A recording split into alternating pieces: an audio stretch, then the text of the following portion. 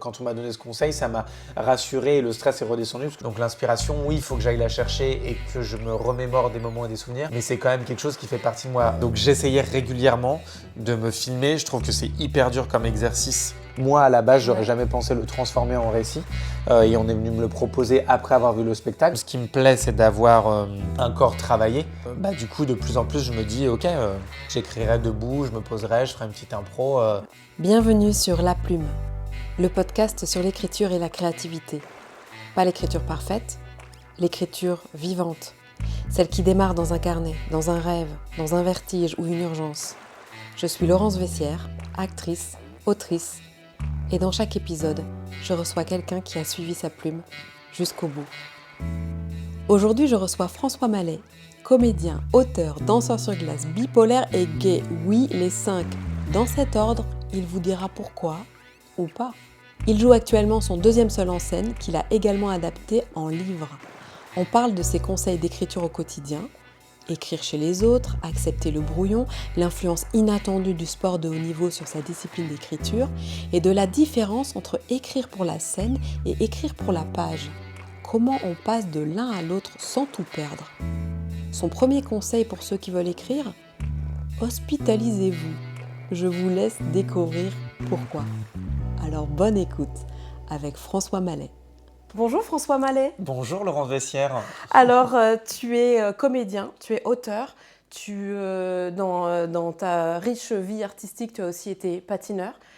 Et est-ce que tu aurais d'autres choses à nous dire pour te présenter ? Je pense que c'est pas mal. Comédien, auteur, danseur sur glace. J'ai plein d'envies pour la suite. J'espère qu'on pourra dire scénariste, réalisateur. Vas-y, tout ce qui est dit ici se réalise. Ouais, scénariste, réalisateur, chanteur, c'est sûr que non. Ou Okay. alors en karaoké, quoi, mais ça restera, ça restera entre nous. En même temps, des stars de karaoké, est-ce qu'il y en a Il y a un marché, quoi. Je pense qu'il y a un marché, ouais. Ouais, je pense qu'on parlait de plein de choses avant, on n'a pas parlé de ça, mais je pense qu'il y a un marché. Non, mais ouais, pour la suite des envies, scénariste, réalisateur, ça serait chouette. Et encore, je dis ça, ça y est, je pars déjà, mais je pense que je serais toujours plus intéressé par le spectacle vivant. Oui. Alors, en même temps, l'écriture pour le spectacle vivant ou l'écriture d'un livre, c'est différent, mais que par le cinéma ou la télé. Mais je pense qu'on y reviendra. Enfin, j'adore la réaction instantanée, qu'elle soit bonne ou mauvaise. Enfin, on préfère bonne, mais au moins... Tout à fait. mais de sentir qu'il y a quelque chose qui se passe en... La scène, c'est au moins un truc que l'intelligence artificielle nous piquera pas. Exactement. Donc voilà, donc comédien, auteur, danseur sur glace, c'est très juste. Et scénariste, réalisateur, nous verrons. Très bien, très bien. C'est, le souhait est lancé. Alors nous, on se connaît parce qu'on a partagé une scène ensemble qui s'appelle le Champagne Cabaret Club, que j'ai confondé avec Judith Margolin, qui fait aussi partie de ses invités de ce podcast La Plume, aussi qui est sur l'écriture. Et moi, une des choses que j'ai adorées, c'est en particulier ton écriture. C'est-à-dire que il t'est arrivé des choses dans la vie que tu vas retraverser sur scène, que tu nous partages. Et là-dedans, c'est toute cette façon que tu as d'écrire, aussi bien par les mots que par les moments qui sont aussi dansés. Et je voulais qu'on parle de ça, d'autant que cette même histoire, tu l'as aussi adaptée en livre. Donc je voulais voir comment est-ce que tu t'es mis à écrire au départ. Et puis après, comment est-ce qu'on adapte une pièce en livre, sachant que d'habitude, on fait plutôt le contraire. Oui, c'est vrai. Alors au départ, le parcours, ce qui existe dans le spectacle aujourd'hui, qui s'appelle donc Que reçoit les fêlés et qui est principalement sur mon parcours de jeune homme qui vit avec un trouble bipolaire, gay et patineur artistique, n'a pas été le premier spectacle. Il y a eu un autre spectacle avant qui s'appelait Follement sensible, que j'ai beaucoup joué à Lyon, parce que j'étais à Lyon à ce moment-là. Et l'écriture de ce premier spectacle, pour ensuite arriver au deuxième, a commencé même pendant les dernières semaines d'une hospitalisation en clinique psychiatrique où j'avais notamment, et c'est des choses qui figurent aujourd'hui dans le spectacle, des ateliers thérapeutiques qui étaient très divers et variés et qui pour certains, je trouvais, étaient complètement lunaires. Et je me souviens m'être dit, il faut que je prenne des notes. On va dire que j'étais dans ce qu'on appelle, j'étais pas très loin de la sortie, je commençais à être rétabli ou un minimum stabilisé. Et je m'étais dit, tiens, dans mon temps libre, en plus d'écrire pour moi des choses que j'avais besoin de coucher pour avancer dans la thérapie, je me disais là, ce qui s'est passé en atelier, et notamment les personnes qui animaient les ateliers, je trouvais ça dingue et surtout très scénique, en fait. Donc j'ai commencé à prendre des notes qui ne m'ont pas servi tout de suite. Ok. En sortant de clinique psychiatrique, j'ai commencé le théâtre, le café-théâtre à Lyon, parce que j'avais notamment une thérapeute qui m'avait dit bah, je vous ai vu dans l'atelier de théâtre-thérapie où on faisait pas mal d'impro sur des thématiques qui nous concernaient en hospitalisation, mais qui permettaient de s'évader quand même, c'était le but. Et elle m'a dit, je sais pas, j'ai l'impression que c'est un moment où vous êtes particulièrement bien. Je sais que vous avez fait du patinage, c'est une forme de pratique artistique aussi. Je sais pas, peut-être qu'il y a un truc à tester. Et puis de fil en aiguille, effectivement, en sortant à Lyon, j'étais un peu paumé dans ce que je devais faire au niveau du travail.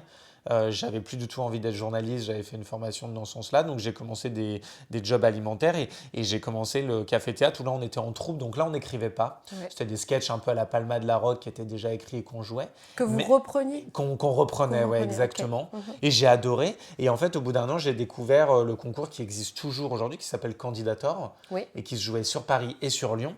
Et des amis de cette troupe qui voyaient mon intérêt pour le théâtre et l'écriture de manière générale m'ont dit, bah, est-ce que tu tenterais pas ça, quoi?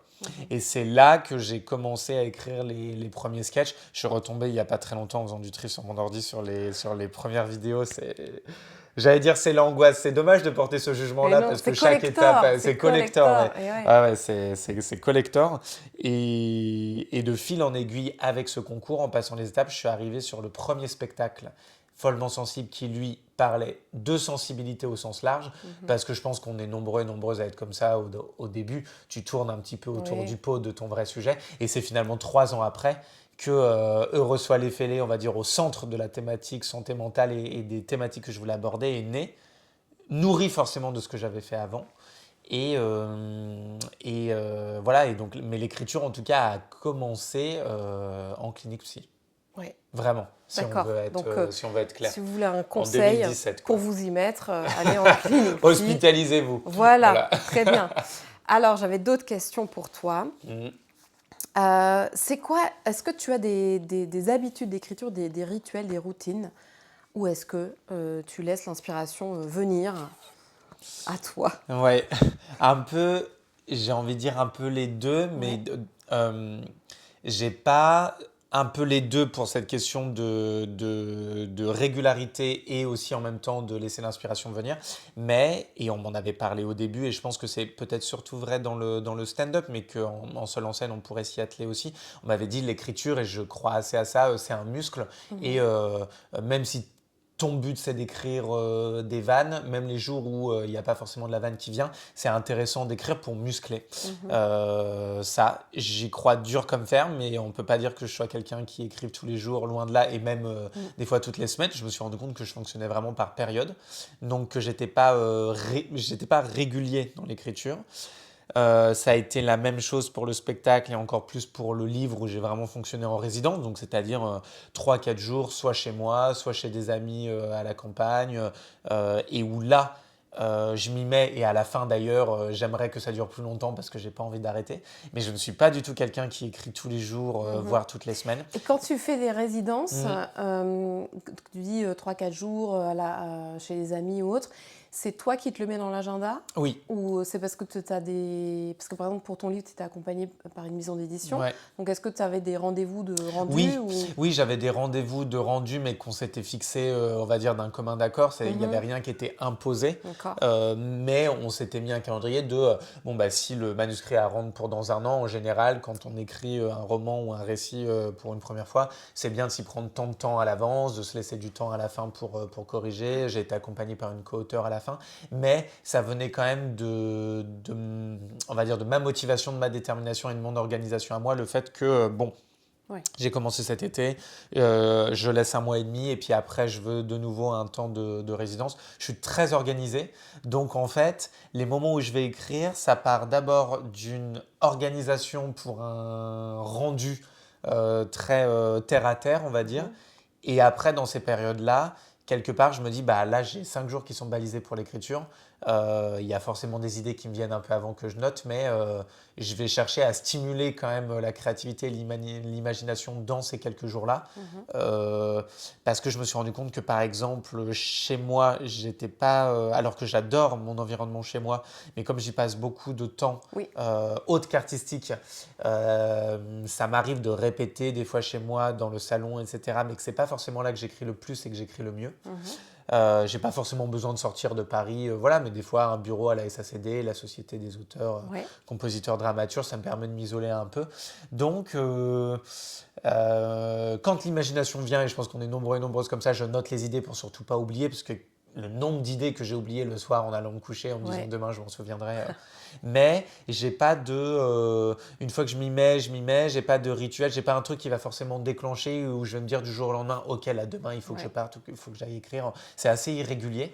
Ouais. C'est assez irrégulier. Et j'ai l'impression que, en tout cas, quand tu te donnes ces jours de résidence, tu arrives facilement à t'y mettre tout de suite. Oui, le premier jour est assez laborieux, mais avec ce conseil, et je sais plus qui me l'avait donné, de l'écriture est un muscle et c'est de toute façon en faisant qu'en apprenant, et c'est Oui. valable je pense pour plein de choses, effectivement, parce qu'aussi sans me mettre un stress démentiel, mais je me dis bah là je suis là 4 5 jours, de toute façon quand je vais écrire, je sais pas, 3 4 5 heures maximum. Et quand je dis 5 heures, c'est 5 heures de boulot dans la journée, mais c'est pas forcément 5 heures effectives. Il va forcément y avoir une pause.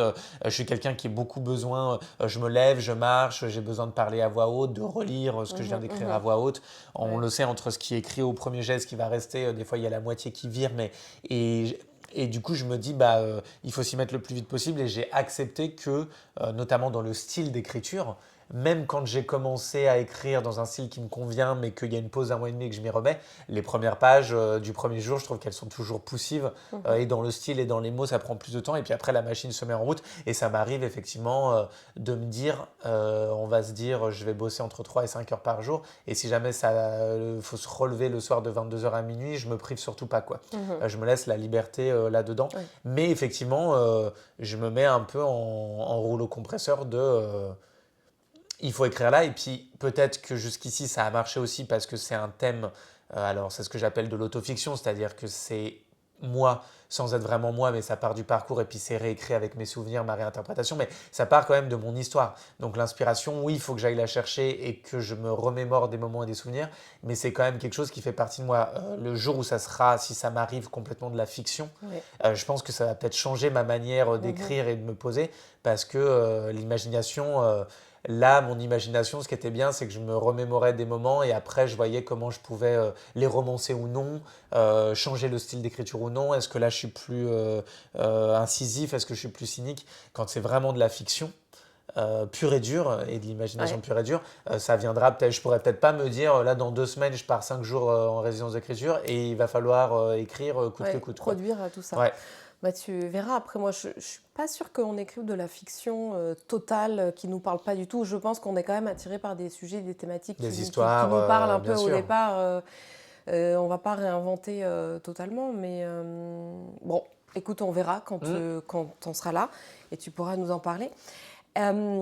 Et donc, tu as écrit, à partir du moment où tu as écrit et le moment où tu t'es retrouvé sur scène, il s'est passé combien de temps? Eh bien, au début, avant le premier spectacle, tu vois, j'ai commencé à écrire, on va dire, fin 2017. Et le premier spectacle joué en pro, c'est septembre 2019. Donc une grosse année et demie, presque 2 ans.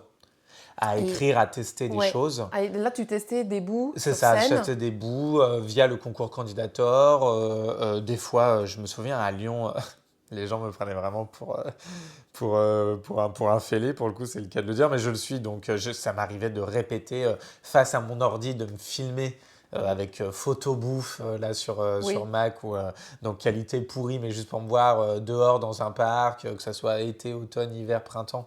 Donc, j'essayais régulièrement de me filmer. Je trouve que c'est hyper dur comme exercice de se voir et de se Oui, et de s'entendre et aussi, de je trouve. s'entendre et pas forcément de se juger. Et puis assez vite, j'ai commencé à bosser avec un metteur en scène et avec qui j'ai bossé pendant 2 grosses années, qui avait fait Candidator à Lyon l'année précédente et qui, quand moi j'ai fait pour la première fois un passage, était là à la Mhm. régie. Tu Lui, l'avais il avait son rencontré comment? spectacle. Et bah à Candidator, en fait, Ok, je joue pour la première fois et lui d'accord. était en régie et me dit à la fin, voilà, ça m'a beaucoup parlé, même si c'est un premier jet. Mhm. Est-ce que tu as envie d'aller plus loin dans le concours et potentiellement est-ce que tu es ouvert à l'idée d'un spectacle? Parce qu'au début, tu viens faire un sketch de 5 minutes, mais tu ne Ouais. sais pas si tu vas en faire un spectacle.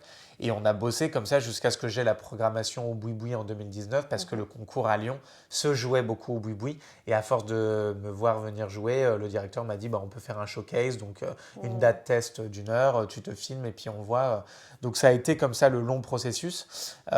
Et maintenant, l'écriture, je me suis rendu compte, et on va en parler, que aussi bien via le spectacle et le livre, c'est quelque chose que j'aime tout autant que jouer. Mhm. Alors que jusqu'ici, j'étais persuadé que je préférais jouer et que l'écriture, c'était pas un fardeau, mais que c'était pas là où j'étais le plus à l'aise, c'était pas là où je passais le maximum de mon attention.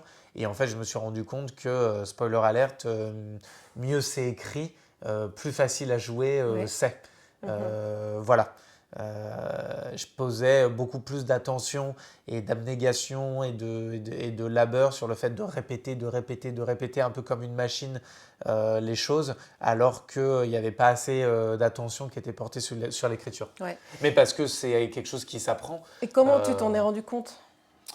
je m'en suis rendu compte tout de suite quand j'ai commencé à jouer Oui. le premier spectacle et que quand c'est pas la première séance, c'est-à-dire devant tes amis, ta famille, mais que c'est la deuxième, la troisième et que Mhm. c'est des gens qui ne te connaissent pas Oui. et que des fois tu as écrit des choses qui sont un peu des private jokes ou tu as écrit c'est pas assez. Moi j'ai tout de suite fait des personnages au milieu de la narration, mais Qui n'était pas c'est amené, c'est peut-être, ça qui ou... n'était pas Ouais. amené ou qui n'était pas assez rythmé, c'est-à-dire que j'écrivais très. Un peu comme quand j'ai écrit dans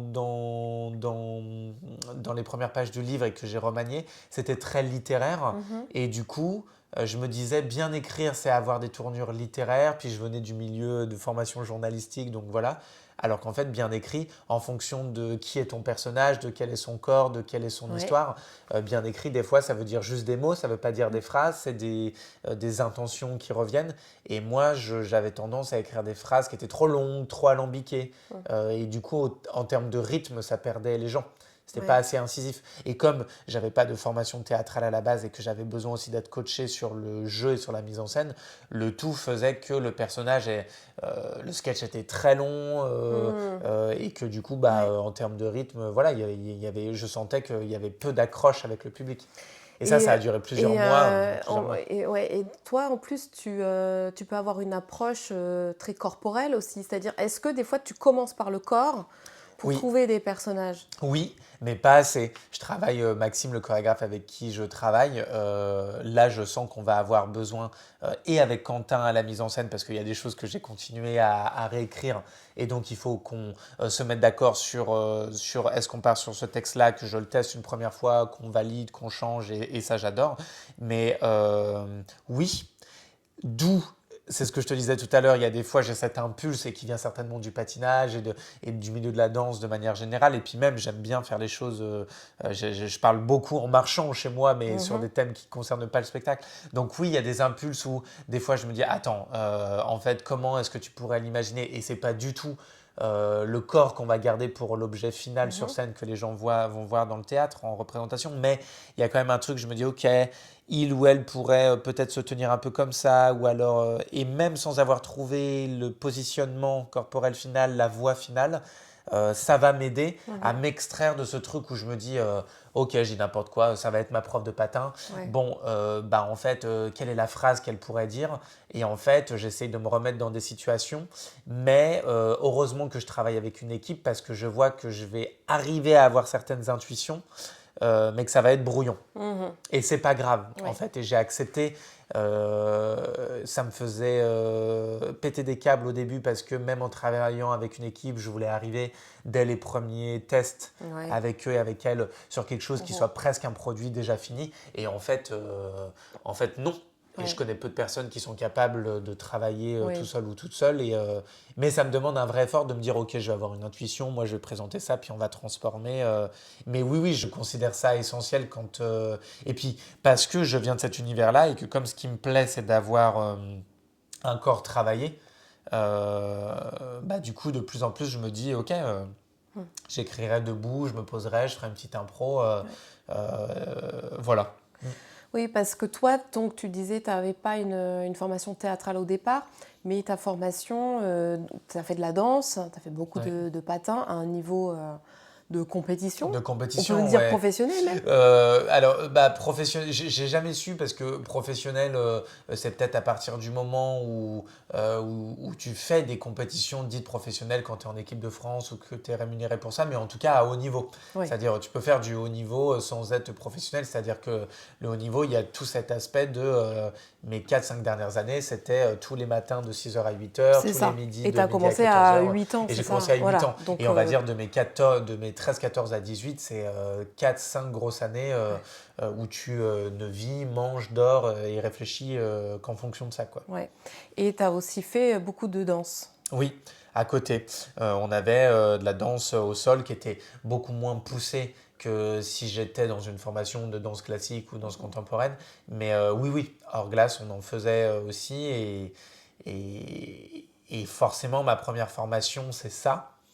Ça se voit dans tout ce que je fais, c'est-à-dire que quand on travaille tous les trois avec le metteur en scène, le chorégraphe, on se sert de ça de cette manière, Mhm, mais de mes personnages qui à la base sont tous très dansés et des fois il faut qu'on trouve autre chose mhm, dans le corps de plus planté et de moins volatile mhm. parce que le patinage se rapproche, à la base c'est de la danse de salon C'est- transposée sur Ah, glace, d'accord, donc de salon, ok. exactement. Mhm, Donc il va y avoir ce côté danse de salon et puis d'une esthétique classique et donc, du coup, comme je suis en plus grand et élancé, mhm. j'arrive vite souvent en présentant des personnages qui sont tous et toutes très élancés, alors qu'on peut être amené à travailler quelque chose avec un centre de gravité plus bas, Mhm. sans que ça soit trop caricatural, plus voûté, ou en tout cas. Et ça me demande un vrai travail parce qu'on m'a appris toute ma vie de danseur et de patineur à être très droit, à tendre les jambes, donc c'est très euh, utiles sans tout dévoiler pour les moments chorégraphiques qu'il y a Mhm, dans le mhm. spectacle et qui sont des moments qu'on a pensés comme des pauses de respiration, des choses qu'on n'arrivait pas à dire avec les mots et que Oui, du coup c'était mieux de faire passer ça par la oui, danse. oui. Et ça Mais du marche coup très pour bien les d'ailleurs. personnages, Mhm. j'ai encore énormément à apprendre et à travailler sur le fait d'arriver à transformer mon corps dans autre chose. Oui, euh, par rapport à ce corps qui a été formaté, il faut oui, le reconnaître et oui. c'est pas grave de le dire. Tu vois, c'est marrant, ça me fait penser à cette scénariste et showrunneuse Fanny Herrero, celle qui a écrit 10% et la série est drôle, entre autres. Entre autres, ouais. Et donc c'est une ancienne grande sportive aussi. Qu'est-ce qu'elle faisait Je veux pas dire de bêtises, mais en tout cas, elle était en équipe. C'était un sport d'équipe.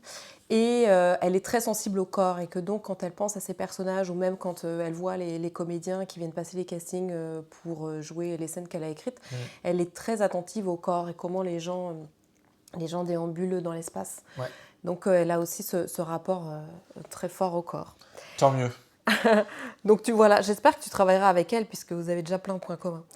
Bah, espérons. C'est quoi tes inspirations créatives?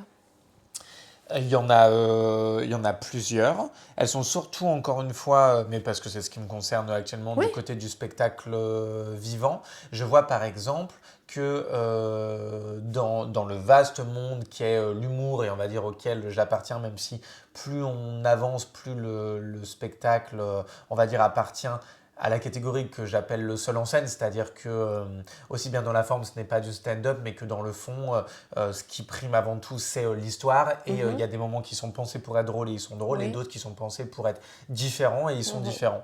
Ça a tout de suite été des comédiens et comédiennes qui sont dans cette mouvance-là, c'est-à-dire et qui travaillent aussi par le corps.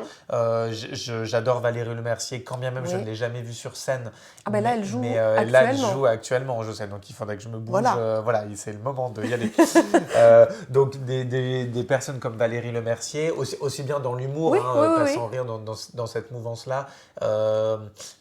J'adore Constance, l'humoriste, mais qui est aussi comédienne, qui a aussi un spectacle sur sa bipolarité depuis pas D'accord. très longtemps. Julie Ferrier, qui est une ancienne danseuse aussi.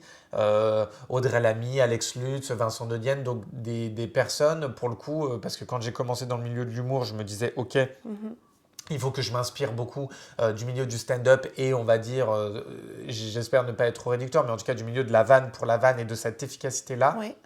Et au final, je suis moins porté sur cet univers-là Oui. que sur la construction. Et c'est des gens que j'aime beaucoup aussi à l'écran parce que j'aime bien le mélange des registres. Donc c'est surtout de ce côté-là. Oui, alors je te rejoins. Moi, j'ai aussi dans mes inspirations Julie Ferrier et Laurent Lafitte. Je ne sais pas si tu avais vu, si tu as eu l'occasion de voir un. Moi, je ne l'ai pas vu sur scène. Mais... Moi non plus. Enfin, si, je l'ai vu une fois sur scène dans le cadre du spectacle de Vincent De Dienne où il faisait une apparition sur un personnage, mais je ne l'ai pas vu sur scène dans une pièce. Moi, je l'ai pas. Alors, je l'ai vu. Est-ce que je l'ai vu dans une pièce? Je ne sais pas. En tout cas, je n'ai pas vu sur scène dans son spectacle. Il a fait un seul en scène. Et j'avais réussi à me procurer le DVD. Et il est super. Vraiment. Mais il est impressionnant. Ouais. Il est impressionnant. Là, je sais qu'il est dans la cage aux folles en ce moment au Châtelet et il arrive vraiment à passer. Enfin, c'est impressionnant comme acteur. Ouais. C'est quoi le meilleur conseil d'écriture ou de créativité qu'on t'ait donné? D'écrire comme ça vient. On me l'a plus donné pour le récit. Donc le livre qui parle du même parcours que celui dont je parle sur scène, mais d'une manière différente, revisité. Mais on me l'avait donné aussi, c'est pas très clair dans mon esprit à ce niveau-là, mais comme le livre est sorti plus récemment, je me souviens qu'on m'a donné ce conseil-là et qu'il a tout de suite fait écho pour pas avoir la peur de la page blanche et puis surtout de se dire, parce que j'étais un peu stressé à cette idée-là, je me suis dit écrire pour la scène, c'est pas la même chose qu'être écrivain.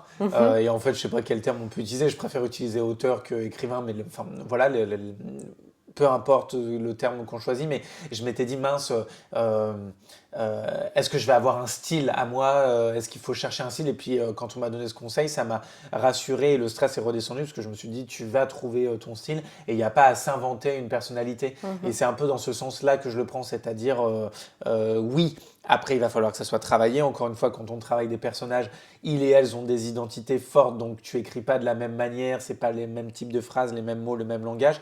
Mais pour surtout pas se brimer, je trouve, j'ai bien aimé ce conseil de écrire comme ça vient. Même si tu pensais vouloir écrire un personnage qui est plutôt humoristique, si aujourd'hui c'est pas ça qui vient, écris quand même parce que l'idée. Ensuite, même si elle sort de manière dramatique, elle va évoluer, on peut la transformer en humour et inversement.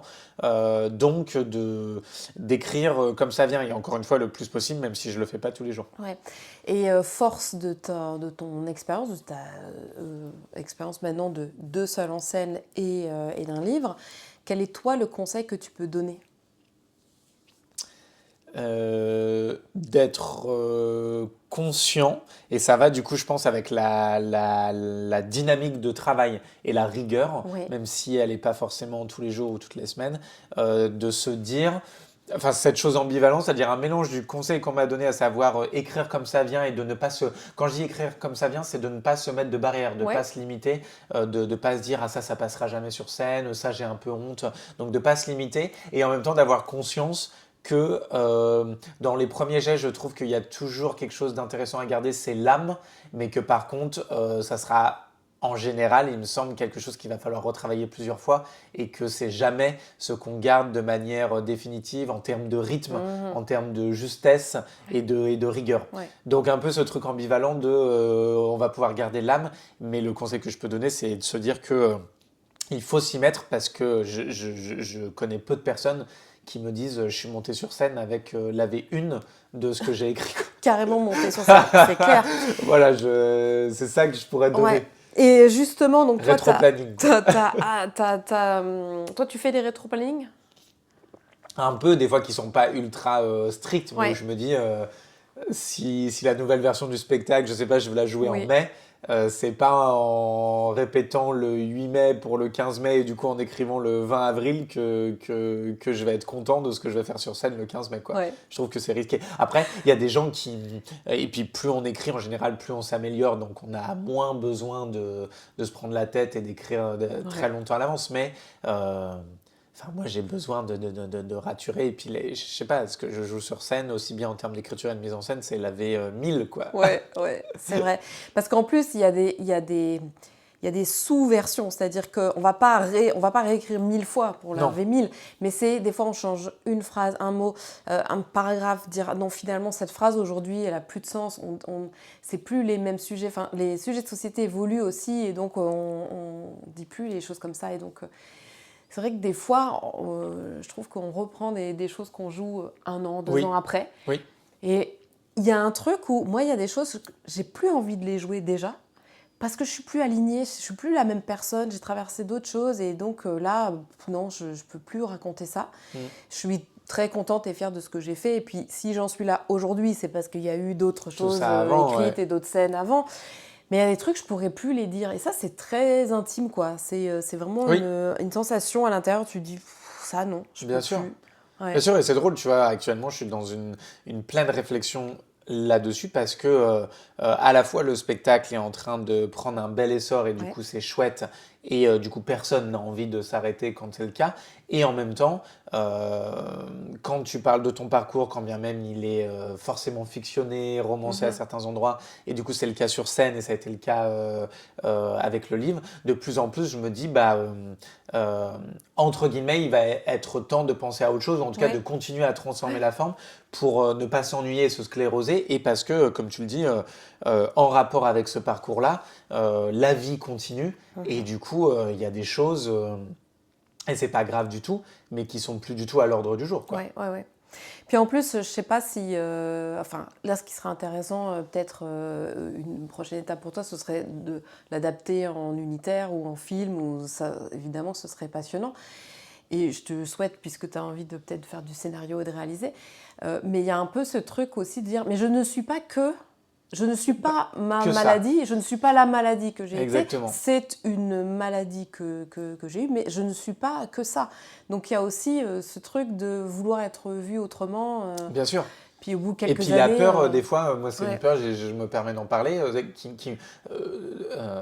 complètement gérable, hein, je veux dire, oui. je suis pas tétanisé, mais une peur, ou en tout cas plus une interrogation, et je pense qu'on est nombreux et nombreuses à avoir ça aussi, parce que des fois les premiers spectacles, c'est, j'ai envie de dire plus facile, mais il n'y a pas de jugement porté là-dessus, c'est-à-dire que ça s'impose aussi à nous Mhm. de parler de notre parcours et de voir comment on peut le raccrocher d'une manière universelle ou pas. Mais, et là, je suis actuellement dans une traversée où je me dis, bah, à la fois, il y a peut-être encore des choses à faire autour de ce parcours. J'ai très envie d'adapter le spectacle sur glace aussi, c'est en Mhm. discussion Ouais, et donc ça va prendre du temps. Et donc, ouais. du coup, ça veut dire qu'il va forcément, je vais m'amuser à le transformer et ça va être chouette. Et d'un côté, il y a un peu et je pense que c'est peut-être l'ego qui prend le dessus aussi de se dire non mais attends je suis pas que ça et est-ce que je vais être capable de sortir, de pondre à un moment une œuvre qui sera complètement autre chose. Mhm.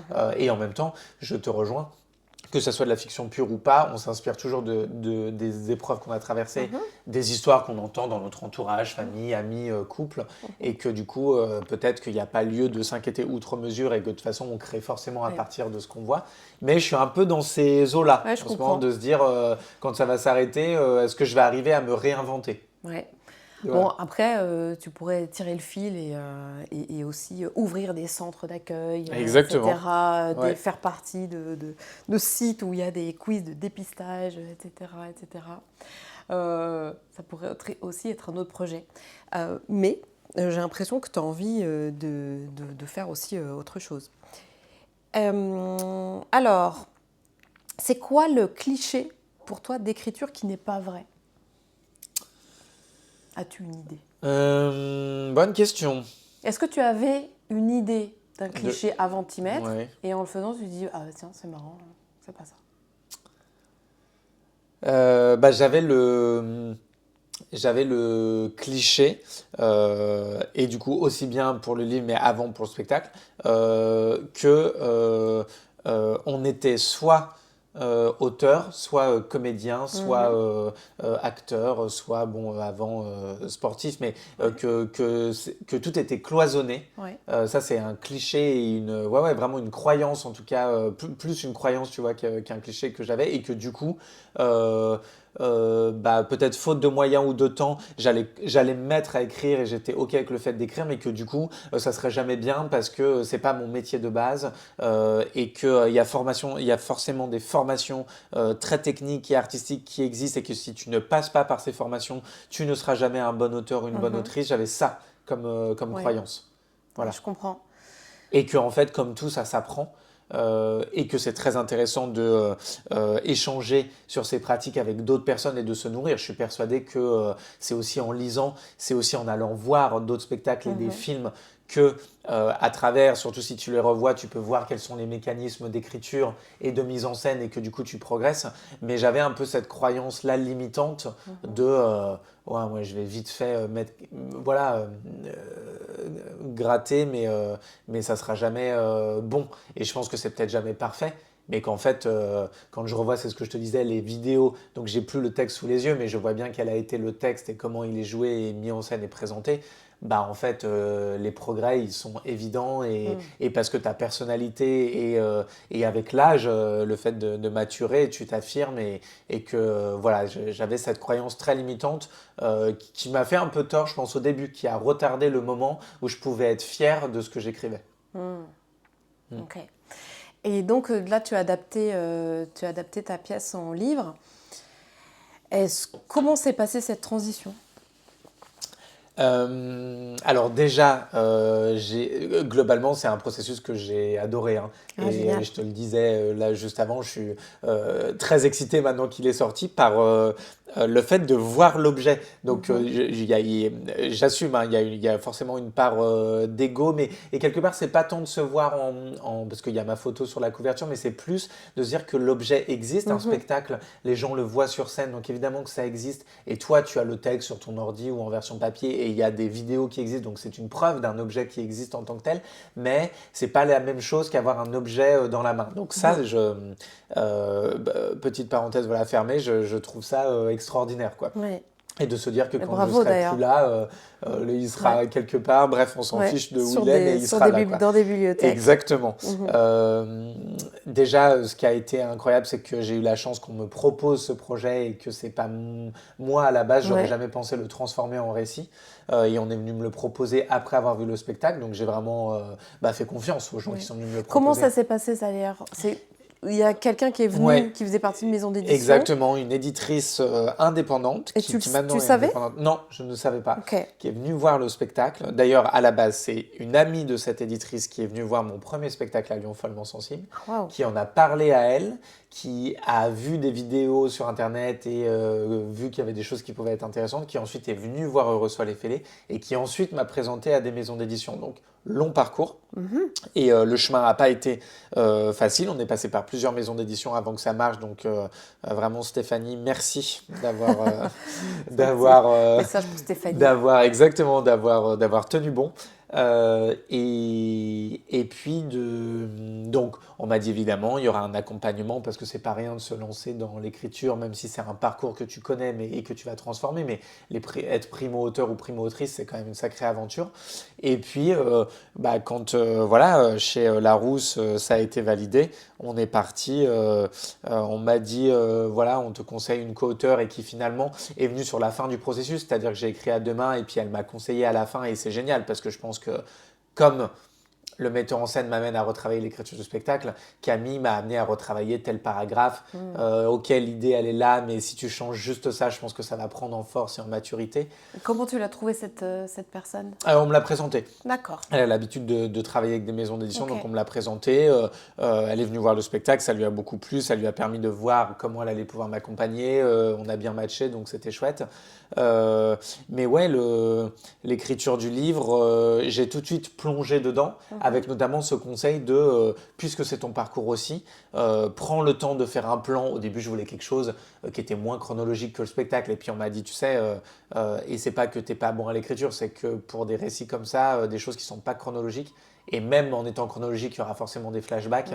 Toi, tu connais ton histoire, mais pour le lecteur ou la lectrice, attention. Et en fait, je me suis amusé, même dans cette chronologie, à me souvenir d'autres événements qui ne sont pas forcément sur scène. C'est ce que je dis, voilà, et on m'a fait ce commentaire. D'ailleurs, le livre est complémentaire du spectacle, mais c'est pas, c'est le même parcours, le même François, mais d'autres choses, quoi. Il y a des personnages qui sont plus développés aussi. Oui, complètement. Tu vois, par exemple, la relation, toute l'enfance à la campagne, la relation avec ma prof de patinage, elle existe sur scène, mais là, dans le livre, la relation à la mère, la relation au père et la relation à ma prof de patin, c'est quand même les 3 personnages principaux du livre qui, sur scène, ne sont pas les 3 personnages principaux. Et c'est ça que j'ai aimé. Il y a eu une toute petite phase où, au début, je me suis dit, waouh, on me l'a proposé, donc ça ne se refuse pas. Et puis où je me suis dit, est-ce que je vais pas m'emmerder, c'est un grand mot, mais est-ce que je vais pas resservir la même soupe? Et du coup, je me disais, non, je peux pas resservir la même soupe. Et puis assez rapidement, je me suis vraiment éclaté. Et d'ailleurs, l'écriture du livre a nourri la nouvelle version du spectacle, qui est une version plus seule en scène et à certains moments plus littéraire. Et c'est le style du livre qui a nourri. Voilà. Donc ça, c'est super intéressant. Oui, génial. Bravo. Alors, je vais te poser une série de questions rapides. Rapide, et on enchaîne. Ok. Écriture main ou ordi? Ordi. Du soir ou du matin? Soir.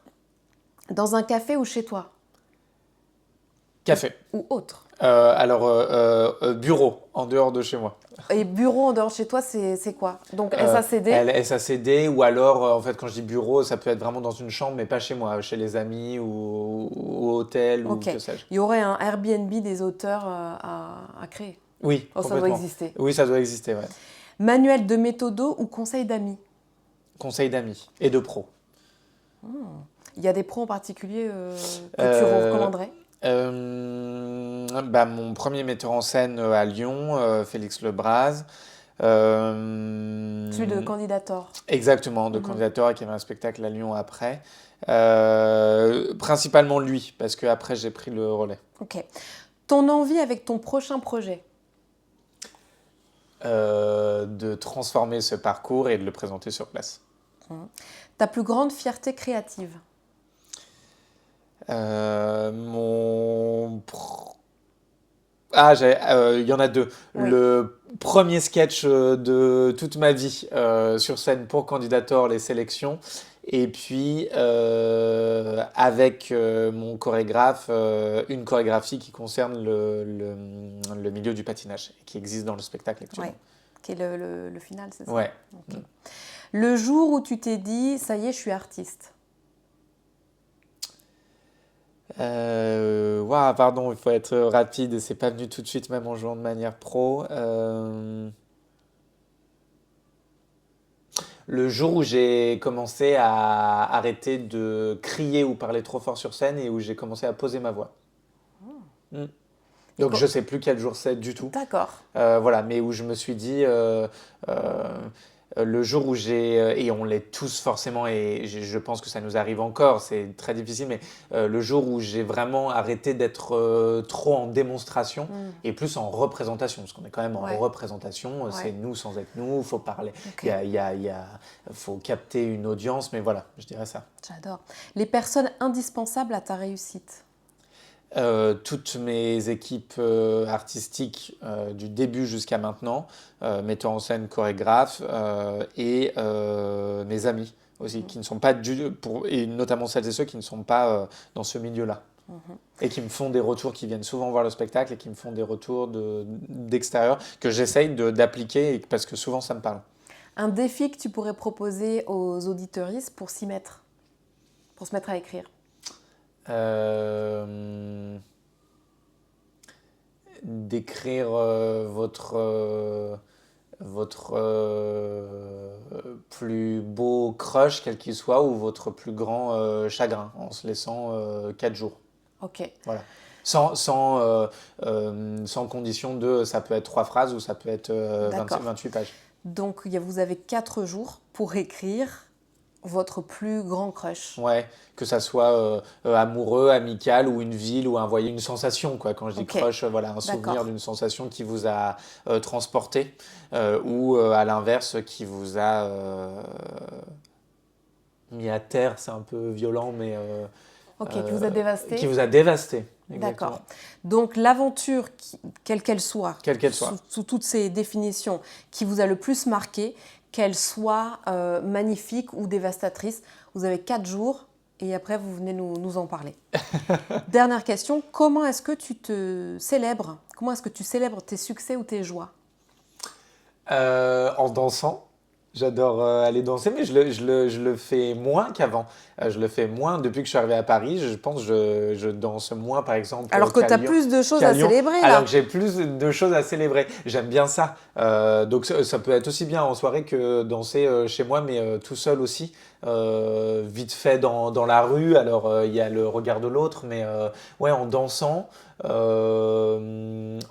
et en appelant des amis après une représentation qui s'est très bien passée ou quand on me propose d'écrire le livre, même si après il fallait se mettre à l'écriture et que ça soit de qualité, j'avais quand même déjà envie de célébrer. Ah bah oui, c'est génial. Voilà, j'appelle tout de suite ou je suis très messages vocaux, ça saoule beaucoup de personnes et je peux comprendre, mais j'ai pris ce mauvais ou bon réflexe, je ne sais pas. Voilà, donc ou de m'offrir un petit truc ou voilà, un resto, que ça soit avec mon amoureux ou avec des amis ou apéro en mode venez ce soir et on parle de ça, j'ai ça à célébrer. Le dernier petit truc que tu t'es offert? Le dernier petit truc que Parce que je tu me dis suis des fois je offert. m'achète un petit Ouais, truc. ouais. Le dernier petit truc que je me suis offert, un plaid. Un plaid. Voilà, plaid un peu en mode Noël. Cosy, Ouais. chaud doudou. Génial. Ouais, voilà. Eh bien, on est arrivé à la fin de ce podcast. Merci Déjà. beaucoup François Mallet. Merci, c'était trop chouette. Comment est-ce qu'on peut te suivre? Pas dans la rue, hein. Non, mais... Je reviens parce que Ouais. j'ai quelque chose justement pour célébrer Ah, notre relation ensemble bien. de ce moment, pardon. c'est très bien. On peut me suivre sur Instagram, c'est François Mallet-du-bas, Mallet M-A-2-L-E-T. Donc c'est François Mallet et après le Et tiré du après bas. le tiret du bas, exactement. Et c'est Francois Mallet? Ouais, c'est ça, Francois Francois Mallet, M-A-2-L-E-T, tiret du bas. Je me suis mis, au début j'étais très réticent et à faire pas mal de petites pastilles vidéo ces derniers temps et très bien. Je suis sur scène tous les samedis à 18h au Théâtre du Marais à Paris avec mon spectacle Heureux soient les fêlés. Il y a quelques dates de tournée qui sont en train de se poser aussi tout Donc doucement. qui va venir dans vos villes. Exactement. Et le livre Fêlé aux éditions Larousse qui est disponible et à la fin du spectacle et sur internet, Fnac Ouais. et autres et en librairie. peu Il a importe. 5 étoiles sur Fnac, Exactement. je précise. Voilà. Donc là, nous, on enregistre, on est fin 2025, ça va sortir en 2026. Donc je dis ça, si jamais ce podcast est écrit Oui. dans 10 ans, Oui. ce sera plus C'est ça. le même spectacle. Ouais. Et en tout cas, vous pourrez toujours suivre François Mallet sur Instagram. Voici un cadeau pour toi, cher François. C'est super gentil. J'ouvre. Tu peux l'ouvrir. J'espère que tu tiens pas au paquet parce que Non, vas-y. je suis très mauvais. Enfin, je déchire quoi. Vas-y, fais-toi plaisir. Love at first sight. Ouah, l'égami, tout le monde en parle. En plus, je ne connaissais pas du tout et on a parlé. C'est trop bien. Merci beaucoup. Pour écrire ton prochain projet, c'est un petit C'est crayon. trop bien. Merci beaucoup. Et puis, dernier exercice. Oui. Et là, on aura vraiment terminé. J'aimerais que tu me signes ce livre d'or parce que je trouve qu'on ne connaît plus l'écriture des gens. L'écriture manuscrite Très des bien. gens. Et voilà. Super. Donc, trop merci. bien. Merci. Merci à Laurence, toi. c'était super chouette. Et à bientôt pour un prochain épisode de La Plume. Nous sommes le 17. 17. Ah, vous êtes gaucher, monsieur Mallet. Oui. Toi aussi? Non. Merci à François d'avoir partagé ses scènes, ses pages et ses séjours à l'hôpital. J'ai hâte de découvrir l'adaptation de son seul en scène en spectacle sur glace. Si son épisode vous a donné envie d'écrire votre histoire, cherchez ce que vous avez traversé et que d'autres ont vécu sans avoir les mots pour le dire. C'est là que ça commence. C'est là que ça devient utile. Dites-nous en commentaire quelle est votre thématique. Même floue, même effrayante. On sera là. Le prochain épisode sera un peu particulier. Je serai ma propre invitée. Je vous confierai mes commentaires sur les épisodes de la saison 1 de La Plume et cette étonnante habitude, Pourquoi j'utilise du parfum pour écrire? Pour recevoir ce podcast une semaine avant les autres, souscrivez à mon Substack. Vous recevrez aussi en exclusivité les références complètes de chaque épisode, les impressions et le mot laissé par mon invité. Le lien est dans la légende. Merci d'être là. Votre histoire mérite d'être racontée. Suivez votre plume.